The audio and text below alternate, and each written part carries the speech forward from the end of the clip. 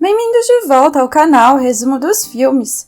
Hoje eu vou contar a história do filme de ação e comédia chamado Rotação Máxima. Alerta de spoilers a seguir. Na primeira cena, um homem chamado Jack encosta em um posto de gasolina em um Rabbit Volkswagen Prata de 1989 e entra na loja de conveniência. Uma mulher avista brevemente atrás das revistas enquanto Jack compra um doce e um bilhete de loteria. Então ele se vira e faz um breve contato visual com ela. Simultaneamente, um carro de polícia encosta no posto e 2 policiais entram na loja, o que deixa Jack nervoso. Como há algo errado com a caixa registradora, a mulher e os policiais entram na fila antes que ele possa sair. De repente, os policiais ouvem que um Rabbit Volkswagen Prata de 1989 foi roubado e imediatamente suspeitam de Jack. Para escapar, Jack agarra a mulher e grita para a polícia para não sacarem suas armas, usando a sua barra de chocolate pressionada nas costas da mulher para enganá-la de que ele tem uma arma. Ele ordena ao caixa que pegue as armas dos 2 policiais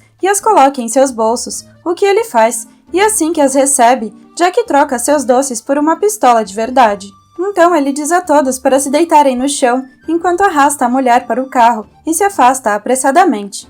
Enquanto isso, a alguns quarteirões de distância, um produtor de filmes e seu operador de câmera estão fazendo um documentário policial e se juntaram ao policial Dobbs, que está dirigindo, e ao policial Figos. De repente, eles ouvem falar de uma BMW vermelha roubada com um homem armado e muito perigoso, segurando uma mulher como refém no rádio da polícia.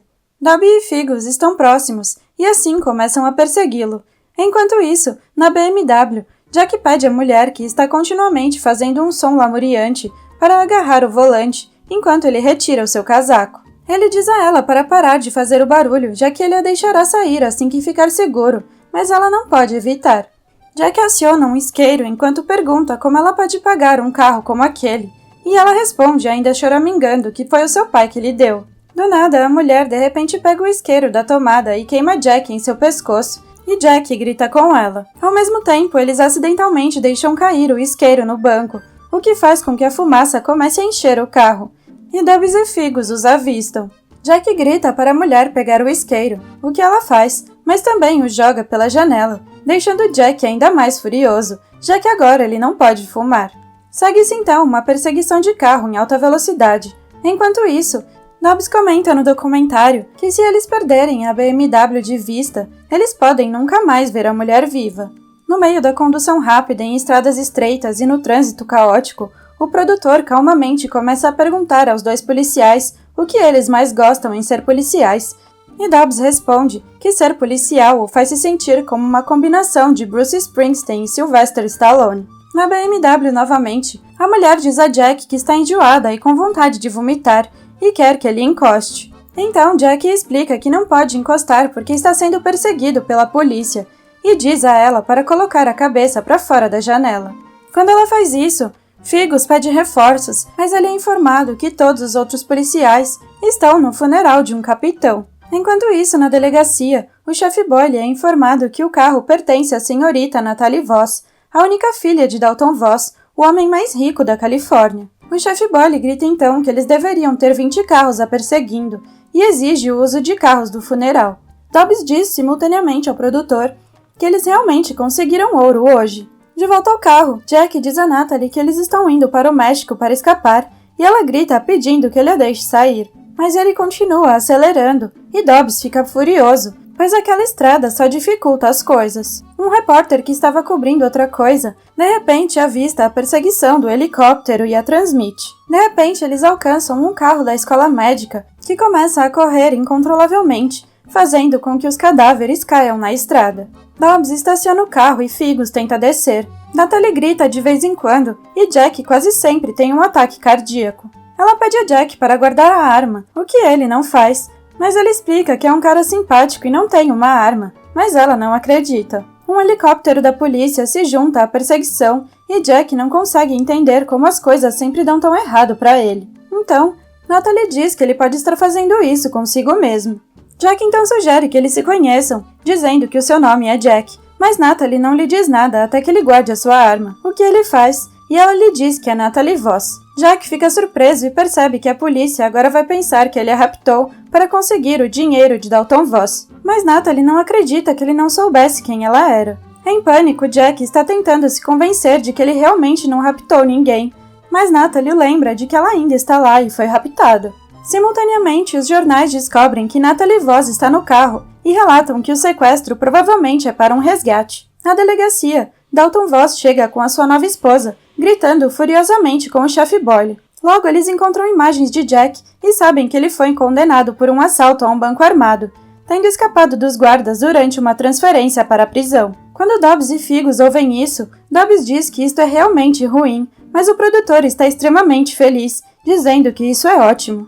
Os policiais descrevem Jack continuamente como um lunático, um canalha muito perigoso. Quando Jack vê a polícia trazendo as armas, ele pega a pistola e dispara num pneu do carro da polícia, fazendo com que ele capote. A notícia então especula que Jack é um sniper por causa da sua boa pontaria. Entretanto, na realidade, Jack está chocado por ter acertado em algo, já que ele não queria nem atirar, mas simplesmente disparou. Jack menciona para Natalie que ele odeia a violência, mas Natalie observa que ela pensa que ele é a própria definição dessa palavra. Jack então agarra o pulso dela, gritando que ele foi levado à violência, mas não é um homem violento de verdade. Finalmente, Natalie se acalma e pergunta quem Jack realmente é. Jack explica que ele foi condenado por um crime que não cometeu e que o sistema simplesmente não acreditou nele. Então ela confirma que também não acredita nele. De repente, o telefone do carro toca e do outro lado, o chefe Boyle diz a Jack para encostar, mas ele recusa. Dalton então assume o controle e ameaça matar Jack se ele machucar Natalie, mas Jack faz com que Natalie diga ao seu pai que ela está bem. Dalton pergunta quanto dinheiro Jack quer, mas Jack diz que não quer nenhum. Então Dalton oferece $50 mil e Jack pergunta sem rodeios se é só isso que a sua filha vale para ele, sendo um bilionário. Então Dalton começa a culpar Natalie por tudo e ela tem que pedir desculpas. Mas então Jack entra e fica furioso com Dalton, dizendo que ninguém culpa a filha por ter sido sequestrada e que ele deveria ter vergonha de fazê-la se sentir pior quando ela já está passando por uma crise, e depois desliga na cara dele. Natalie olha para Jack atordoada pelo que ele fez, dizendo que ninguém jamais falou assim com seu pai. Jack diz que é porque todos querem algo dele, inclusive ela.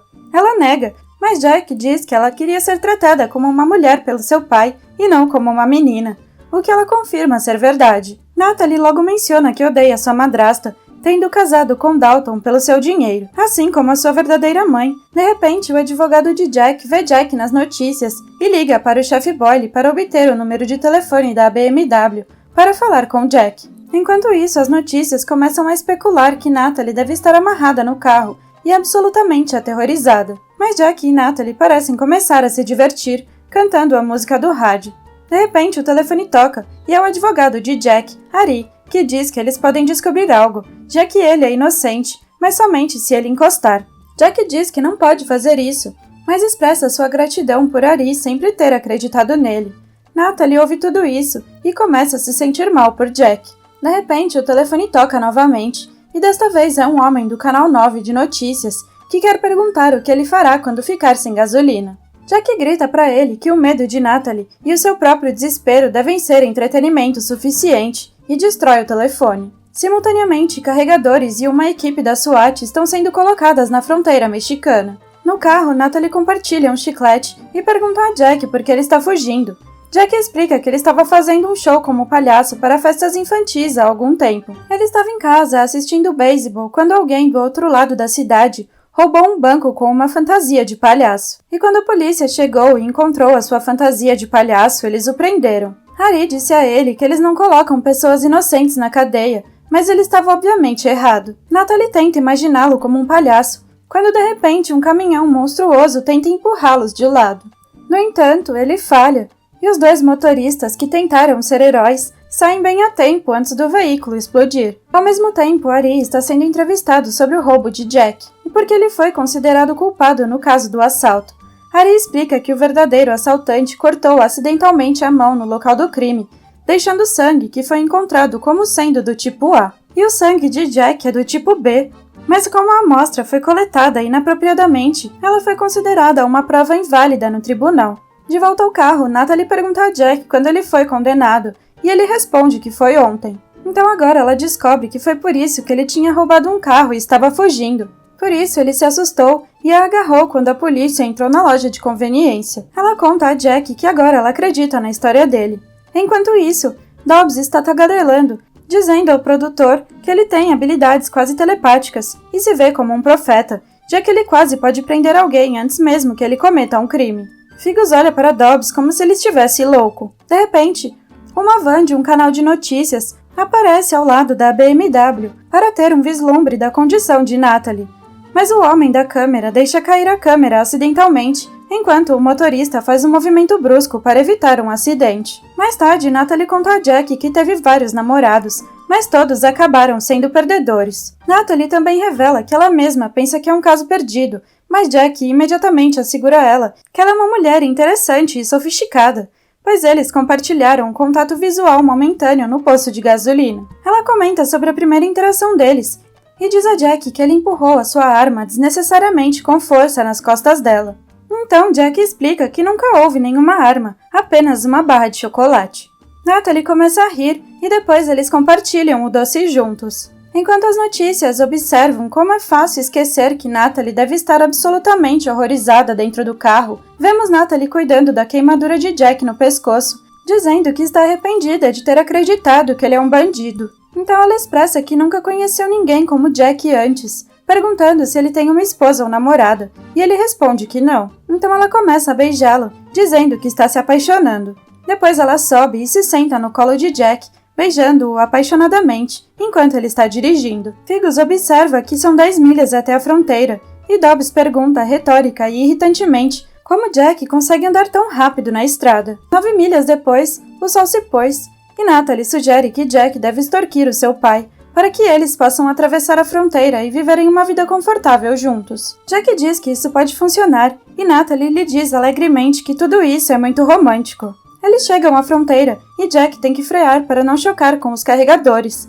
E quando ele para, ele inverte rapidamente e se vira para dirigir contra o trânsito. O chefe Boyle está furioso, pois a polícia está em desordem. Jack então sai da estrada, passa por um portão e entra em um campo de petróleo, enquanto Natalie está rindo em êxtase. A polícia o segue, e todos eles acabam dirigindo em círculos. Os comentaristas expressam a sua esperança de que Jack seja preso por muito tempo por ter brincado com a polícia. Jack pergunta a Natalie se ela está falando sério sobre ir com ele, e ela responde que sim, entusiasmada por eles terem se tornado fugitivos. Mas Jack de repente para o carro, e a polícia o cerca. Dobbs e Figgos saem, gritando com Jack para sair do carro. Jack diz a Natalie que se preocupa demais com ela para arruinar a sua vida, e ela fica chateada. Então ele coloca a arma na bolsa de Natalie, agradecendo a ela por acreditar nele, e diz a ela para sair e ir embora. Ela derrama uma lágrima enquanto Jack beija sua mão, depois ela sai.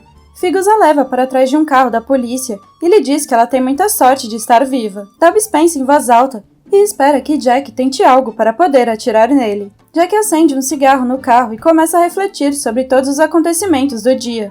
O sequestro na loja de conveniência, os acidentes de carro, as grandes explosões e, claro, a Natalie. Então ele sai com uma mão atrás das costas, vendo toda a polícia gritando com ele, e de repente joga sua mão para cima, formando uma pistola, e aponta para a polícia. Ele é imediatamente atingido e cai no chão sangrando, mas momentos depois, vemos Jack ainda em seu carro imaginando tudo. Em vez disso, ele sai com as mãos para cima e permite que a polícia o prenda, enquanto Dobbs lhe diz o quanto ele gostaria de matá-lo. Dalton chega e caminha até Jack, dando-lhe um soco na cara. O produtor do documentário e operador de câmera corre por ali, filmando tudo com entusiasmo. Natalie diz a Dalton que Jack é inocente, mas ele a ignora e se afasta. Natalie então vê o produtor e o operador de câmera, pega a arma em sua bolsa, dispara um tiro no ar, chamando a atenção de todos, e depois pega o produtor como refém, dizendo à polícia para libertar Jack. Enquanto a polícia tenta detê-la, ela atira em um helicóptero que explode,